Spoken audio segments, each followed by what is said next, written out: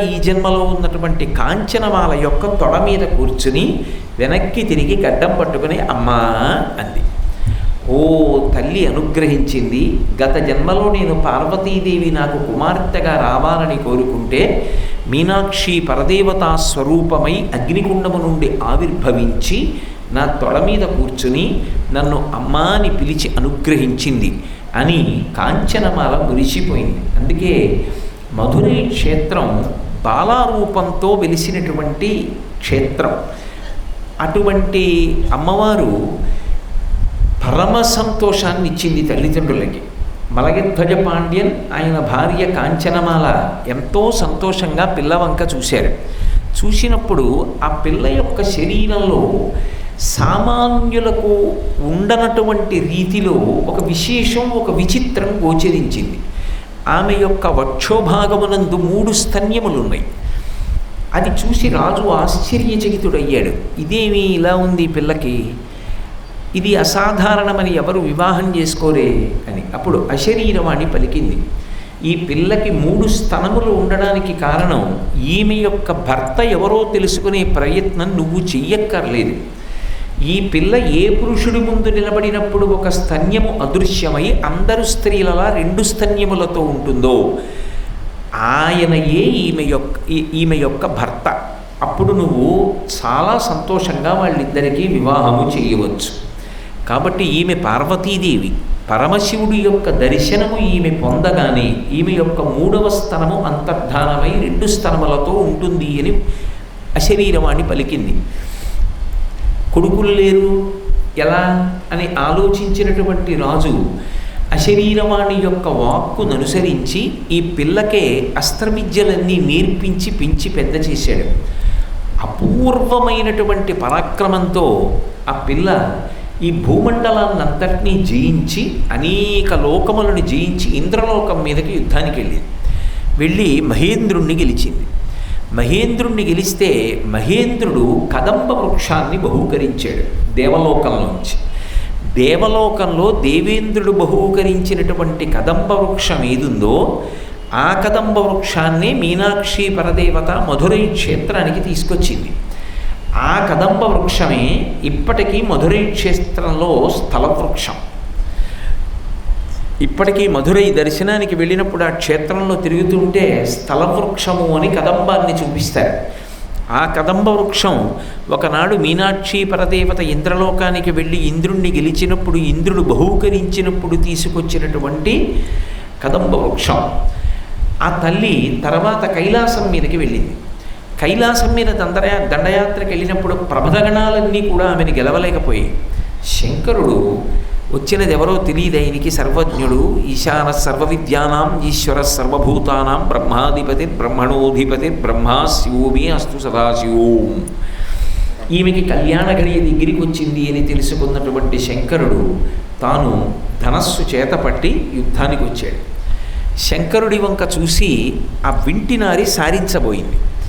ఆయన వంక చూసేటప్పటికే ఆమె యొక్క 3వ స్థనం అదృశ్యమైపోయింది.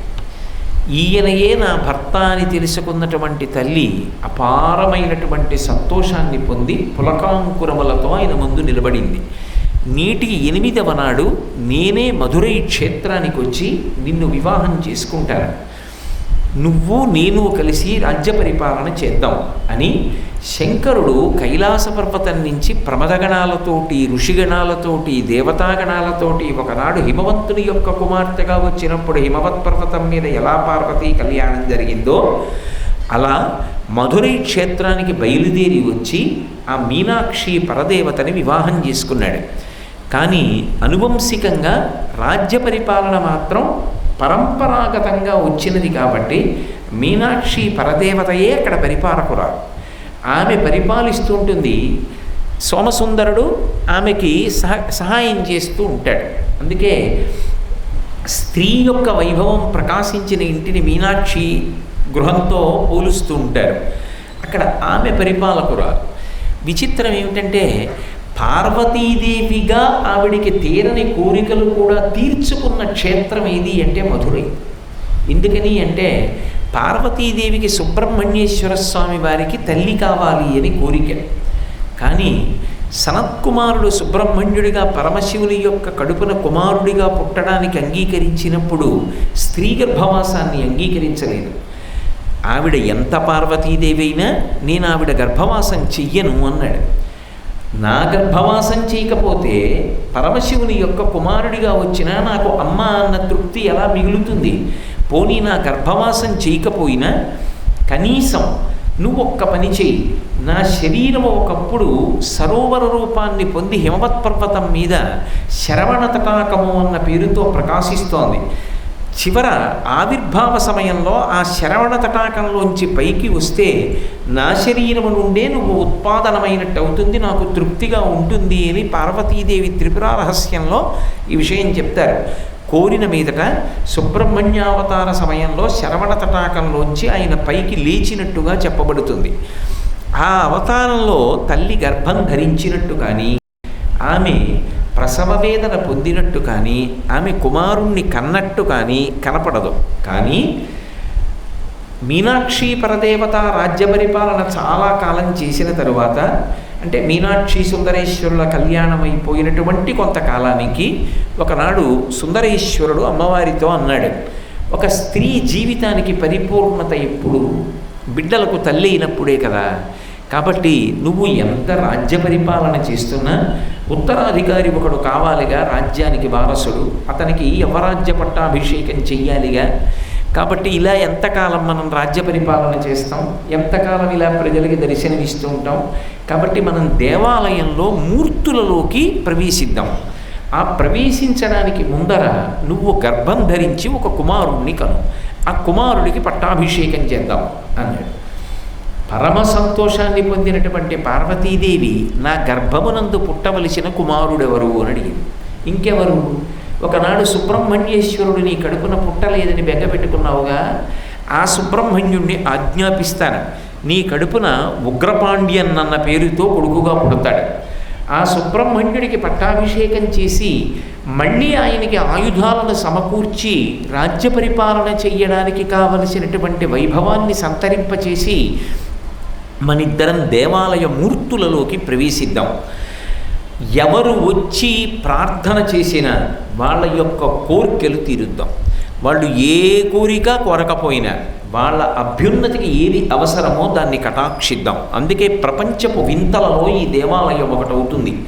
కాబట్టి నీ కడుపున ఉగ్రపాండ్యన్ అన్న పేరుతో సుబ్రహ్మణ్యుడే పుడతాడు అని వరమిచ్చాడు. ఆ అనుగ్రహ ప్రకారంగానే పార్వతీదేవి గర్భిణి అయి ఆమె ప్రసవ వేదన పొంది సుబ్రహ్మణ్యుణ్ణి ఉగ్రపాండ్యన్ అన్న పేరుతో కొడుకుగా పొంది మాతృత్వాన్ని పరిపూర్ణంగా అనుభవించినటువంటి క్షేత్రం మధురై క్షేత్రం. ఆశ్చర్యం ఏమిటంటే పార్వతీదేవిగా ఆమెకి సీమంతోన్నయనము అవి చేశారో లేదో తెలియదు, ఎక్కడా పురాణాల్లో లేదు. కానీ అందున పరిపాలకురాలు, కడుపుతో ఉంది, పరమశివుని ఇల్లాలు మీనాక్షి, ఆమె అగ్నిగుండం నుంచి ఆవిర్భవించింది, గర్భిణి, సుబ్రహ్మణ్యుడు కొడుకుగా పుట్టబోతున్నాడు. ఆమెకి ఎన్ని ఉత్సవాలు జరిగి ఉంటాయో, ఎంత అపురూపంగా చూసి ఉంటారో, ప్రజలెంత మురిసిపోయి ఉంటారో, ఆమె తల్లిదండ్రులు ఎంత ఆనందపడిపోయి ఉంటారో. ప్రత్యక్షంగా ఆవిష్కరింపబడినటువంటి క్షేత్రం మధురై. మధురై ఒక్క పార్వతీదేవికే కాదు సంతోషాన్ని ఇచ్చింది, పార్వతీ పరమేశ్వరులను ఎప్పుడూ నమ్ముకుని ఉండేటటువంటి వాళ్ళకి కూడా అంత సంతోషాన్ని కట్టపెట్టినటువంటి క్షేత్రం మధురై. నేను ఈ మాట ఎందుకంటున్నానంటే, మీనాక్షి కళ్యాణం జరగవలసినటువంటి సందర్భం వచ్చింది. నేను ఇందాక మీతో మనవి చేశాను కదా, కైలాస పర్వతం మీద శంకరుడు పార్వతీదేవికి దర్శనమిచ్చినప్పుడు 3వ స్థలం అదృశ్యమైతే వాళ్ళిద్దరికీ కళ్యాణం జరగాలి అని నిర్ణయమై ఆ నాటి నుండి 8వ నాటికి మధురై చేరుకుని పార్వతీ పరమేశ్వర కళ్యాణం సంభవించింది. ఆ మీనాక్షి కళ్యాణం జరుగుతున్నప్పుడు కొన్ని విశేషాలు జరిగాయి. అందులో వ్యాఘ్రపాదుడు పతంజలి ఎప్పుడూ చిదంబర క్షేత్రంలోనే ఉంటారు. వ్యాఘ్రపాదుడు ఒక ఋషి, ఆయనకు ఒక అలవాటు ఉంది, తేనెటీగ కూడా వాలనటువంటి పువ్వుల్ని కోసి తీసుకొచ్చి శంకరుడికి ప్రదోష వేళలో పూజ చేస్తాడు. దానికోసమని సమీపారణ్యాలలో తిరుగుతుండేవాడు. తిరుగుతుండగా ఆయన కాళ్ళల్లో ముళ్ళు దిగి రాళ్ళు గుచ్చుకొని ఆ అరికాళ్ళన్నీ కూడా ఛిద్రమైపోయేవి. శంకరుడు చూసి చాలా జాలి పొంది, ఇక పైన నీ కాళ్ళు ఇలా ఇబ్బంది పడకుండా నీ పాదములను వ్యాఘ్రపాదములు చేస్తున్నాను. పాదములు పెద్ద పులి పాదాలు ఉంటాయి. స్వేచ్ఛగా అరణ్యాలలోకి వెళ్ళి పువ్వులు తెచ్చి నీ కోరిక ప్రకారం ప్రదోషంలో నాకు పూజ చేయమన్నాడు. కాబట్టి ఆయన అరణ్యాలలోకి వెళ్ళి పువ్వులు కోసి తెచ్చి సాయంకాలం వేళ చిదంబరంలో పూజ చేస్తాడు. చిదంబరం కనకసభ. ప్రతిరోజు ప్రదోష వేళలో నటరాజస్వామి నర్తనం చేస్తాడు. అందుకే చిదంబర క్షేత్రంలో ప్రధాన దర్శనం ఏమిటి అంటే నటరాజస్వామి. ఆయన ప్రారంభం చేశాడు నాట్యం అనడానికి గుర్తు ఏమిటంటే, అర్చకులు గొప్పగా మంగళవాద్యాలు మ్రోగించి పెద్ద హారతి ఎత్తుతారు నటరాజస్వామికి. అది ఖచ్చితంగా ప్రదోషం వేళకెత్తుతారు. మొన్న మేము ఆ ప్రాంతం మీదుగా ఒక శుభకార్యానికి వెళ్ళినప్పుడు ఆ ప్రదోష వేళ ఆ హారతికి చిదంబరంలో నటరాజస్వామి గారి ముందు ఉండాలి అని సంకల్పం. వెళ్ళగలమా ఏమో ప్రయత్నం చేసి పరిగెత్తాం, నేను గోపాలకృష్ణ గారు మేమందరం. ఇలా మేము వెళ్ళి నటరాజస్వామి గారి ముందు నించున్నాము. హారతి ప్రారంభమై ఖచ్చితంగా సంధ్యారంభ విజృంభితం అని ఆ ప్రదోష వేళలో నటరాజస్వామికి హారతిస్తారు. అది అపురూపమైనటువంటి దర్శనం చిదంబరంలో. ఆ చిదంబరంలో ప్రదోష వేళలో శంకరుడి యొక్క నృత్యం పూర్తయితే తప్ప పతంజలి అలాగే ఈ వ్యాఘ్రపాదుడు కూడా భోజనం చెయ్యరు. వాళ్ళిద్దరూ తాండవం చూసిన తరువాత భోజనం చేస్తారు. అది వాళ్ళ అలవాటు. పగలంతా ఉపవాసం ఉంటారు. ఈ వ్యాఘ్రపాదుడేమో పువ్వులు పట్టుకుని వస్తాడు. పతంజలి గొప్ప యోగశాస్త్ర విద్వాంసుడు, ఆయన మహాభాష్యకర్త, ఆయన శివధ్యానంలో ఉంటాడు. ఇద్దరూ సాయంకాలం వేళ ఏ వాద్యగోష్ఠిలోనూ పాల్గొనరు. దేవతలందరూ వచ్చి వాద్యాలు మ్రోగిస్తారు. ఒక్క పతంజలి వ్యాఘ్రపాదుడు మాత్రం కదలకుండా రెండు పక్కల నిలబడి చూస్తూ ఉంటారు. ఇప్పటికీ కాంచీపురంలో ఏకాంబరేశ్వర దర్శనం చేసుకుని బయటికి వచ్చి ఎడం పక్కన చూస్తే నటరాజస్వామి వారి యొక్క ప్రాంగణం ఉంటుంది. అందులో వ్యాఘ్రపాదుడు పతంజలి ఇద్దరు పక్కన ఉంటారు. చిదంబరంలో అయితే వ్యాఘ్రపాదుడికి ఒక దేవాలయమే ఉంది. అది ఉపాలయం. ఎందుకంటే అక్కడే ఉంటాడు ఆయన. ఉండి రోజు పువ్వులు తెస్తాడు. అటువంటి వ్యాఘ్రపాదుడు పతంజలి చిదంబరం వదిలిపెట్టి ఎక్కడికి వెళ్ళరు. వాళ్ళ భయం ఏమిటంటే చిదంబరం వదిలిపెట్టి వెళ్ళిపోతే సాయంకాలం అయిపోతుంది, సాయంకాలం అయిపోతే మనకి నాట్యం చూడడానికి అవకాశం ఉండదు, అందుకని మనం ఎక్కడికి వెళ్ళొద్దని వాళ్ళు ఏ క్షేత్రానికి వెళ్ళరు, ఏ ఉత్సవానికి వెళ్ళరు. అటువంటి వాళ్ళు మధురైలో మీనాక్షి సోమసుందరుల కళ్యాణం జరుగుతుంటే వీళ్ళిద్దరూ వెళ్ళారు. మనం రోజు ఏ స్వామివారి తాండవం చూస్తామో ఆ స్వామివారి కళ్యాణం. పైగా అక్కడ తిరుగాడుతాడు. ఇక పైన మధురై క్షేత్రంలో అమ్మ మీనాక్షి అన్న పేరుతో రాజ్య పరిపాలన చేస్తోంది, అందరికీ దర్శనమిస్తోంది. ఆవిడ సామాన్యమైన స్త్రీలా ఆమె తిరుగుతూ ఉంటుంది. అటువంటి క్షేత్రానికి మనం వెళ్ళకపోతే ఎలా అని బయలుదేరి ఇద్దరూ కూడా మీనాక్షి కళ్యాణానికి వచ్చారు. ఈ మీనాక్షి కళ్యాణానికి వస్తే కన్యాదానం ఎవరు చేయించాలి?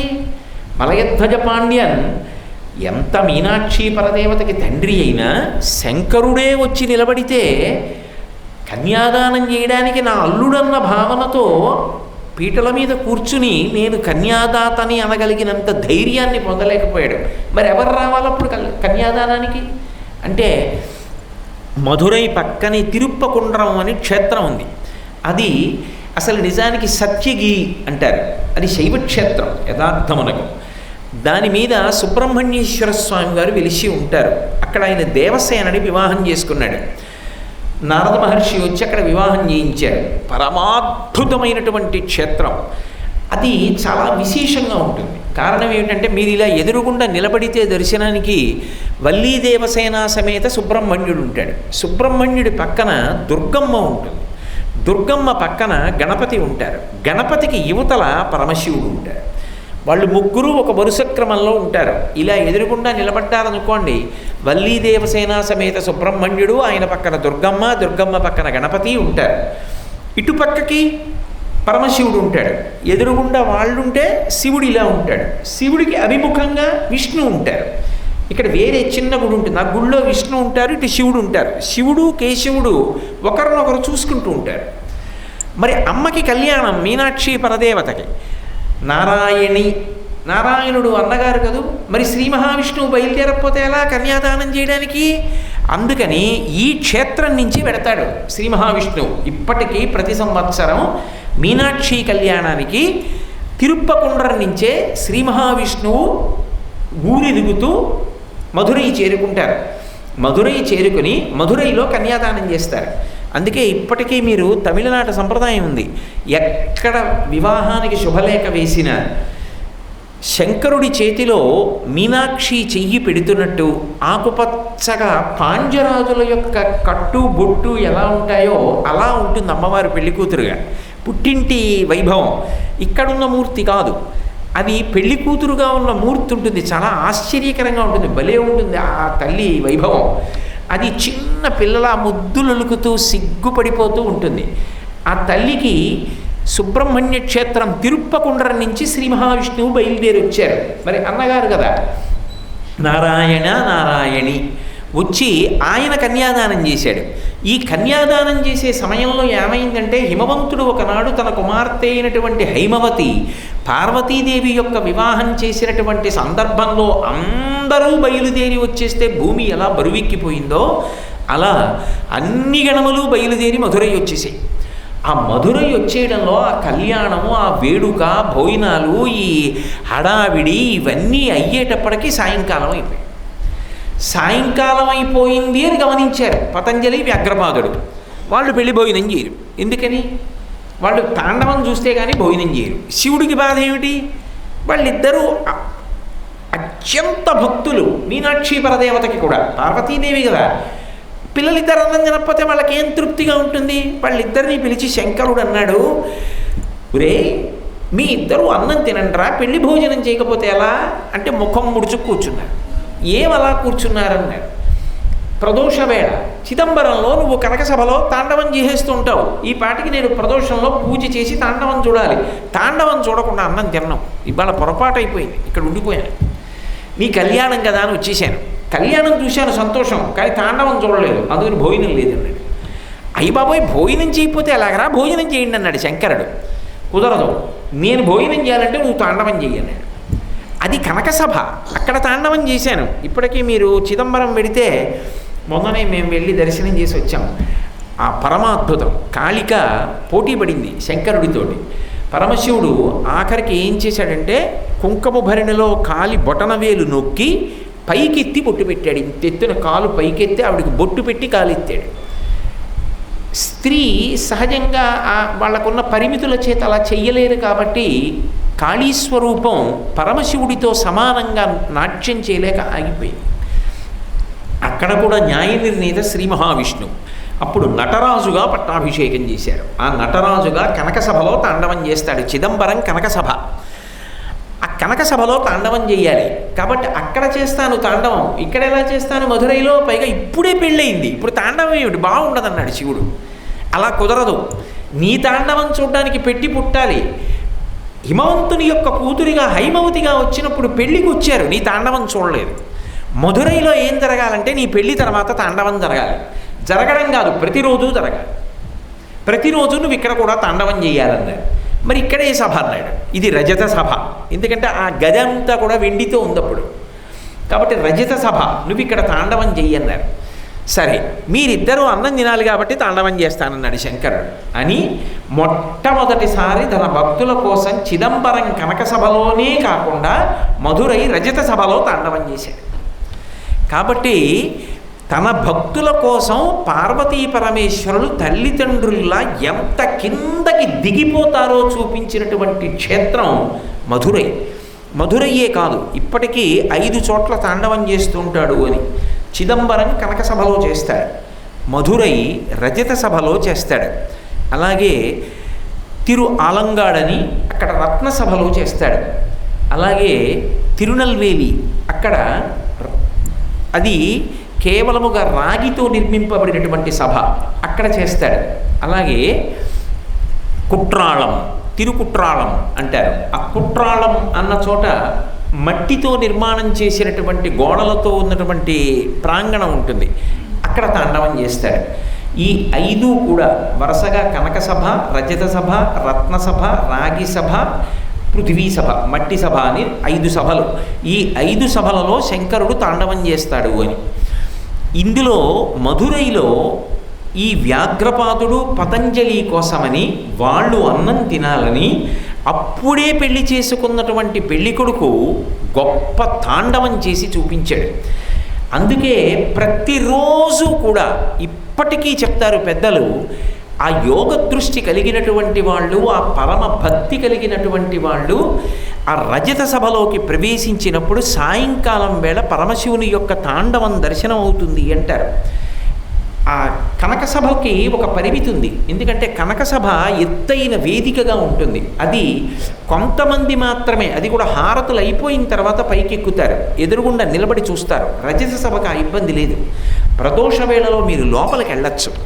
అక్కడ ఒక ఆశ్చర్యం జరిగింది రజత సభలో. కనక సభలో కూడా జరగనటువంటి ఆశ్చర్యం రజత సభలో జరిగింది.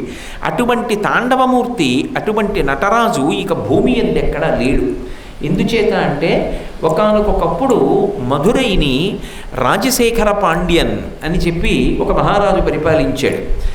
ఆయన 64 కళలు నేర్చుకోవాలి అని ఆయనకి కోరిక. ఎందుకని అంటే ఆ రోజులలో కరికాల పెరియలత అని ఒక చోళరాజు ఉండేవాడు. ఆయన పేరు కరికాల పెరియలత, దో విచిత్రమైన పేరు. ఆయన 64 కళల యందు నిష్ణాతుడు. ఈయనకి 63 కళలే వచ్చు పాండ్యరాజుకి. పాండ్యరాజు 63 కళలతో నిష్ణాతుడు. కరికాల పెరియలత చోళరాజు 64 కళలలో నిష్ణాతుడు. ఆయన జంబుకేశ్వరంలో ఉన్నటువంటి జలలింగాన్ని అర్చిస్తాడు. ఈయన మధురైలో ఉన్న సుందరేశ్వరుణ్ణి అర్చిస్తాడు. ఒకసారి ఆ కరికాల పెరియలత సభ నుంచి ఒక విద్వాంసుడు బయలుదేరి మధురై వచ్చాడు. మహారాజుతో మాట్లాడుతున్నాడు. మాట్లాడుతున్నప్పుడు ఏవో అనేక కళల గురించి విషయం చర్చ వచ్చింది. నాట్యం దగ్గరికి వచ్చేటప్పటికి మాత్రం రాజశేఖర పాండ్యన్ మాట్లాడలేదు. ఆ వచ్చిన విద్వాంసుడు అన్నాడు, మీకు నాట్యం రాదా అన్నాడు. నాకు రాదు అన్నాడు.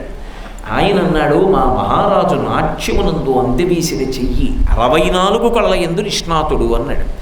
ఆ మాటకి బాధ కలిగింది. 64వ కళ అయినటువంటి నాట్యశాస్త్రాన్ని కూడా నేను అభ్యాసం చేస్తానని అప్పటికి కొంచెం మధ్య వయస్కుడు అయ్యాడు. అయినా గురువుగారి దగ్గరికి వెళ్ళి అత్యంత క్లేశంతో ఒళ్ళు నిప్పులు పెడుతున్న నాట్యశాస్త్రాన్ని అభ్యాసం చేసి అందులో పరమ నిష్ఠాగరిష్ఠుడై 64 కళల యందు ప్రపూర్ణుడయ్యాడు రాజశేఖర పాండ్యన్. ఒక మహాశివరాత్రి నాడు ఈ సోమసుందరీశ్వర స్వామి వారి దర్శనం చేసి వెడదామని వచ్చి దర్శనం చేసుకుని వెళ్ళిపోతున్నాడు బయటికి. రజత సభలో ఎదురుగుండా నటరాజస్వామి ఉంటారు. మనం దర్శనానికి లోపల ప్రవేశించి లోపలికి వెడుతుంటే ఎదురుగుండా అరుగు మీద ఉంటారు. ఆయన అరుగు మీద ఉన్నాడు. చూశాడు. బొట్ట బొట్ట బొట్ట బొట్ట కందుల వెంట నీళ్లు పడిపోయాయి. ఆ ప్రసాదం పక్కన పెట్టి రాజు కూలబడిపోయి ఆయన వంకలా చూస్తున్నాడు. ఎందుకు అలా బాధపడుతున్నారు, ఏం జరిగిందని అడిగారు. మధ్య వయస్సులో ఉన్నటువంటి వాడిని నేను నాట్యం నేర్చుకోవడానికి అంత కష్టపడ్డాను. అటువంటిది మహానుభావుడు ప్రతిరోజు తాండవం చేస్తాడే, నటరాజుగా నర్తిస్తాడే.